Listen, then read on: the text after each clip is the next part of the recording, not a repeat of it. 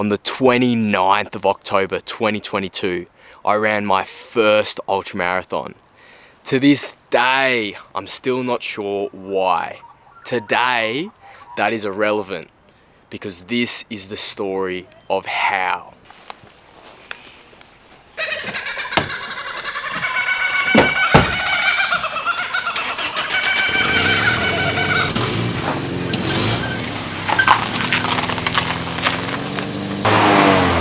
I've spent the last 8 years of my life on a spectrum between runner and hardcore gym bro. In December 2021, I was redlining my bro personality, working in northwest New South Wales at a grain corp in Balata during the wheat harvest. I was dieting strictly to chicken, rice, frozen vegetables, egg whites, and a little bit of soy sauce. That summer, my life's purpose was to get shredded and save money. And I did. Running only 2 times in December 21, I was running to burn the last grams of fat off my 17-year-old frame. Moving into 2022, I ran 0 times in the first 5 months. From January to March, I just threw myself into the gym and became the strongest I had ever been and the biggest I have ever been at a gargantuan 80 kgs. In April, I started a new job working 12-hour shifts at a cotton gin, a 24-hour factory that processes cotton straight from the fields into refined bales. My job was to drive a moon buggy, a large vehicle that offloads 2-ton cotton bales from road trains and stacks them up to 6 at a time in the stock field. After my first 6 weeks working night shifts, 7 p.m. to 7 a.m., my health drastically degraded. I regressively became weaker, lacking the strength, energy, and equipment to optimally continue to lift. On my 18th birthday, I drove 8 hours back home to Katoomba, then decided to go for a trot. At 6:24 a.m., I ran 14.5 kilometers, my first run of 2022. I must have felt like I killed that. Because 3 weeks later, on the 18th of June, I was alone in my room back out in Moree, and my mind wandered to the UTA, Ultra Trail Australia, a running event that happens in Katoomba every year at the start of May, holding 4 races: the 100 kilometre, the 50, the 22, and the 11k. Out in Moree, likely eating a frozen pizza or several meat pies, I realised that I was now 18 and it was late June. The UTA had passed, so I looked online to see if I could buy a ticket for the following year. I googled UTA tickets and was sent to a registration page for 2022. I thought, that can't be right. The event's already passed and it sells out real quick anyway. So I had a detailed investigation and scrolled a single time down the page. Due to constant torrential rain that year, there'd been a number of landslides in Katoomba and the Blue Mountains. So the event's course not only had to be changed, but the whole event had to be pushed to the 29th of October 2022. So on the 18th of June, I impulse bought a ticket to my first ultra 18 weeks out, having run no less than 1 single time over the past 6 months. I then went to sleep. The first thing I did when I woke up was check the refund policy. But because I'd bought my ticket so close to the event, I could only refund 20% of the original $500. So at that point and that point only, I committed to running my first ultra marathon. Out in Moree, I started running 2 times a week. I had to run in the dark after all the road trains had left the site, but even so, I still had to run through a thick smog of cotton dust that was produced by the factory 24 hours a day. It was so bad I even tried running with a dust mask on. Eventually, I just had to tough it out, but it was not an ideal place to train at. Probably the least ideal place I've ever done a training block. After a rain, of which there were many, mud would stick to and weigh down my shoes with every step. The week after I bought my ticket, I ran a 9k. The next week, a 20k. Then a 30k the week after that. Then I quit my job. I felt like my supervisor hated me and Joy generally. My mental and physical health were both on a severe downward spiral, likely the worst they have ever been. So I moved home to Katoomba and ran a 4K. After seeing this 4K, I got a call from my old outdoor ed teacher, Hux. He said he was running the Glenbrook Marathon in 2 weeks, reckoned I should join him. But this wasn't any old 42.2. This was a trail race with 800 meters of elevation. I'd never run a marathon before, and I didn't really want to do this race, but I figured I better get a marathon before I take on the 100. The next Sunday, I ran 26 odd Ks with Hux, then raced the next Sunday after that. From the start, we set off uncomfortably quick. Hux dragged me through the whole race, telling me what to eat and when. Many times I wanted to fall off the pace and quit, but he wouldn't let me. On the last stretch following a fire trail right to the finish line, I caught a 9th wind and ungraciously left Hux behind to finish with an overall time of 4 hours flat. I ran the marathon in Vivo Barefoot Primus Lights 3. Bad idea. After the adrenaline wore off, I was in so much pain, could barely walk to my car. Driving home in my manual Yaris was nigh impossible. After 3 weeks living back home in Katoomba, I urgently decided I needed to move to Sydney. So, I gave my older brother Henry a call. Hey, is there any room at the place you're staying in Sydney? Hey, Rach, can Will stay in that room downstairs? Yeah, no worries. So, that week I moved to Sydney, welcoming myself to Mossman with a 16-kilometre trot, intending to build consistency in the 7 weeks left leading up to the UTA. Instead, I decided to go on a spontaneous trip to Bali and then Lombok, hearing about the trip and then flying over within the same week. I travelled with a group of French surfers, everyone at least 5 years older, only 2 of which I knew beforehand. I managed to sneak in one extremely humid Indonesian trot before I flew back to the motherland. It was now less than 4 weeks before the UTA, so I decided to do my base phase, my peak and my taper, all simultaneously to be efficient and save time, running an 8K, an 11K and a 6K, peaking at 25 kilometers the week before the UTA. Over the 9 weeks leading up to UTA, I averaged 8.7 kilometer weeks. The week of the race, I faced an issue. I'd continued to run in my Vivo Barefoot Primus Light 3s and was starting to experience significant foot and shin pain. So I decided to buy some carbon fiber Hoka race shoes. Going from a 0 drop, 0 cushion shoe to likely the most cushioned, most aggressive, highest drop shoe on the market. On the Wednesday, 3 days before the race, I went for a run. Got 2.5 Ks out before my shins felt like they were going to explode. Took the super shoes off and had to walk home. I had no time to go to the physio, no time to get new shoes. I needed a solution, a magic fairy to save the day. Fortunately, I knew such a man. One of my mates, Daniel Kelly, was a national level runner at high school and he had shoes coming out his ass. I just so happened to remember we were the same shoe size. The day before the race, I drove up from Sydney to Katoomba and stopped by his place and asked if I could have any shoes of his. He generously gave me a pair of his Ultra Escalantes. Now, they looked like they'd seen at least 500-600 Ks, but I very gratefully took what I could get. Less than 12 hours before the race, I ran up and down my home street, first in the Ultras, then the Vivos, then the Ultras again.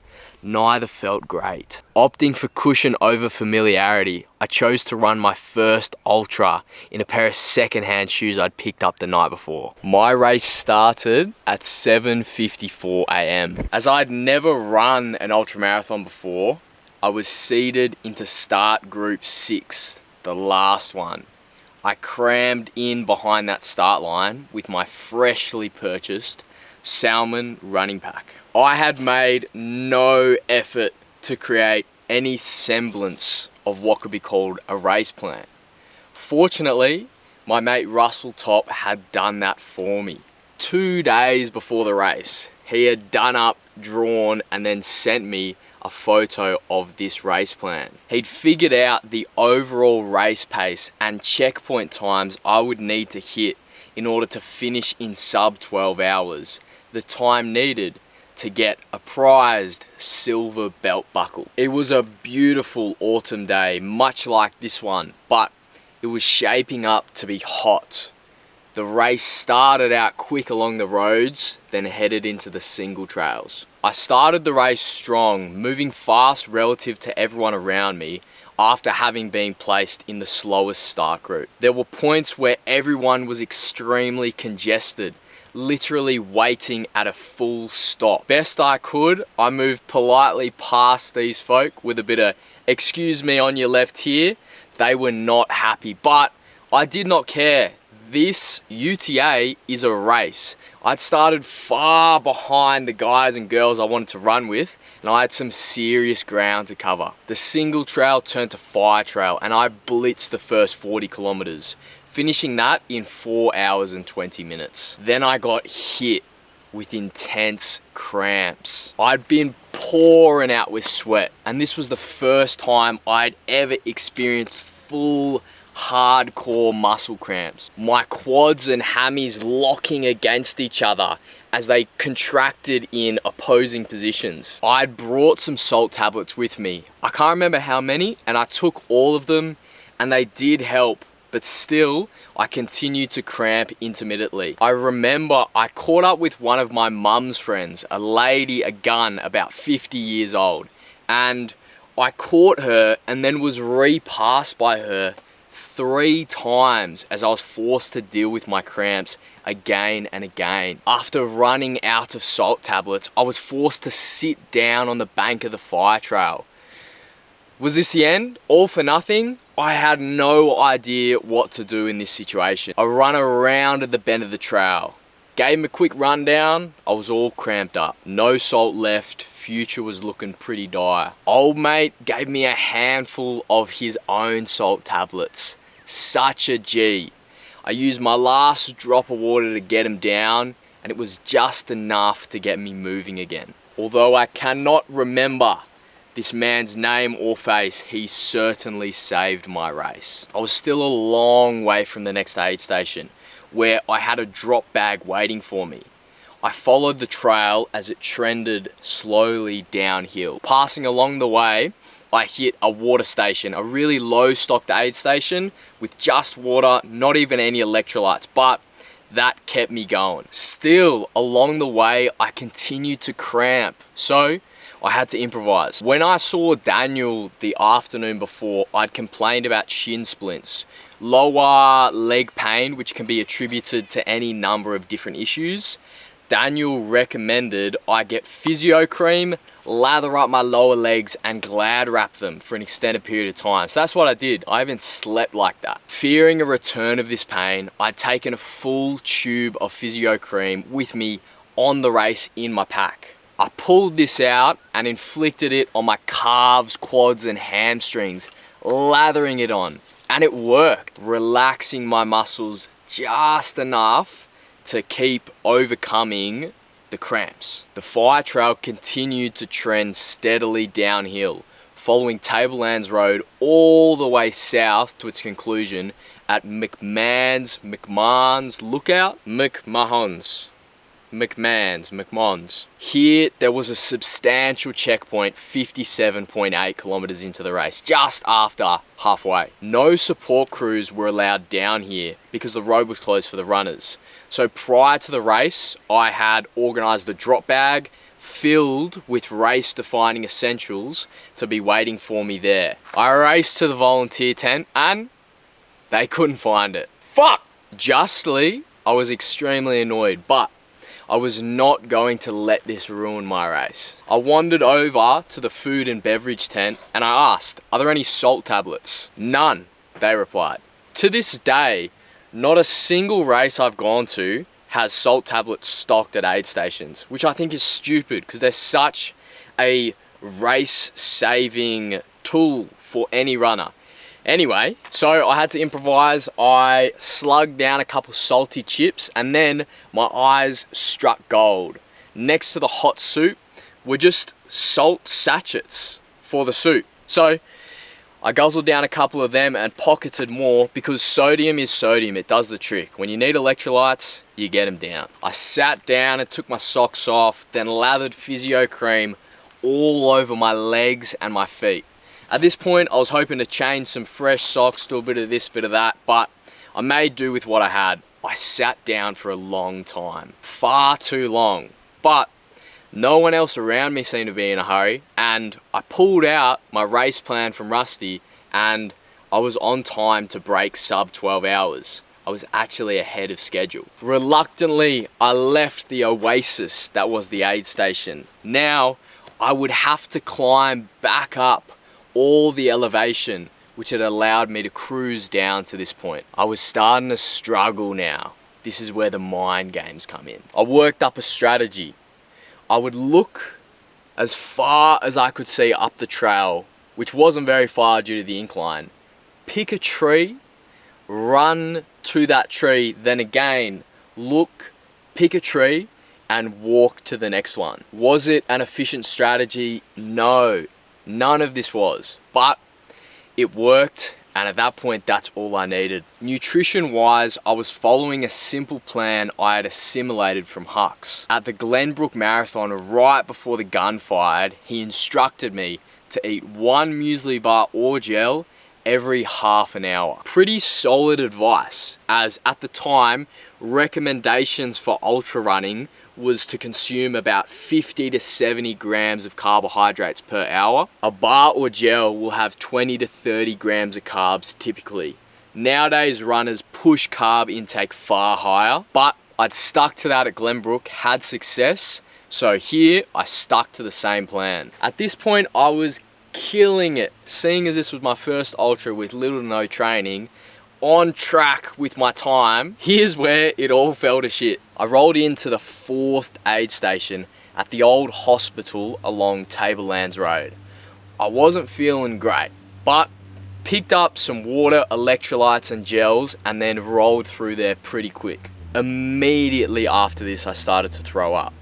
Not like a big retch of an alcohol-induced throwing up, more like a watery situation from drinking too much water over the last 9 hours, as is a common issue in ultramarathons, and or my body rejecting the food that I'd been forcing down my throat for, again, the past 9.5 hours. So, at 80 kilometers in, I stopped taking in calories. Write that down. Between here and the next aid station, my feet finally started to hurt a little bit. Given the wear and the new shoes aspect, this was hardly a surprise. I made it to the next aid station at 87 kilometers in at the Fairmont Resort, the first aid station that allowed spectators and support crews. My parents and mates were all there and I was on track to finish the race in sub 12 hours. My adrenaline was pumping at this point. I rejected all help from my crew. I vividly remember my dad asking me if I needed any more water, but seeing as I'd only topped up 7 Ks ago, I said no, I just wanted to move through there. Eagerly wanting to push on through to the finish to make the pain stop. So I stormed out of there along the last section of clifftop trails which would lead me back to Scenic World. Rusty decided to jump in and pace me for the last section. Is this illegal? I believe so. He didn't give me any nutrition or carry any of my gear, even though he did offer, and if UTMB wants to remove this race from my record, I'd gladly accept it. It would certainly bump up my UTMB index. So, how about it? I am glad Rusty came with me because coming down the stairs into the Pool of Siloam, I died. Having not eaten for 90 minutes at this point, I bonked hard. Bonking is a common term for the functional depletion of glycogen brought on by exercise. In other words, it's the condition in which your muscles run out of fuel with profound effects on performance and well-being. It's what happens when you run carb-free for 1.5 to 2.5 hours as a general definition, often described as being in a hole or hitting the wall. In my case, I was hit by a sledgehammer. I could not move any faster than a walk, and at this point, many of the runners I'd passed early in the race started to glide gracefully by me, offering me words of encouragement as they passed by. And honestly, in this headspace, it was infuriating. Even Rusty was starting to really annoy me. At some point, I ran out of water. Should have listened to Dad. Desperately wanted it. Everything was starting to go south. I was so tired, I could barely keep my eyes open. My body was quite literally starting to shut down. At Echo Point, I went direct to that fountain and started guzzling water. So close to the finish line, but at this point, I felt worlds away. In retrospect, I am grateful that Russell was there, even if he annoyed me at times. Something I have learned over the past couple years is the profound impact another human can have when they just sit there with you in the pain. Nothing has to be done, nothing has to be said. Often, you're gonna hate anything anyone says. Just having someone there with you in the fight makes you move so much faster. It's unbelievable. It doesn't make sense. It just is. Rusty left for the last kilometer, and as soon as he did, the adrenaline rushed back in. I struggled through that finish line in 12 hours, 28 minutes and 32 seconds. I felt a whirlwind of pain, shame and relief. Disappointed in myself that I'd not been able to hold on and push hard on the last section of trails which was so familiar to me. The part of the race which I felt I should have brought it home strong. Disappointed with not having finished in under 12 hours, I struggled to reveal my mandatory gear to the volunteers. When I did, that officiated my race time. I was then aptly confused when the volunteer handed me a silver belt buckle. I asked, should I get this? I thought silver belt buckles were for finishing in sub 12 hours. She replied, silver belt buckles are for all athletes who finish in under 13 hours.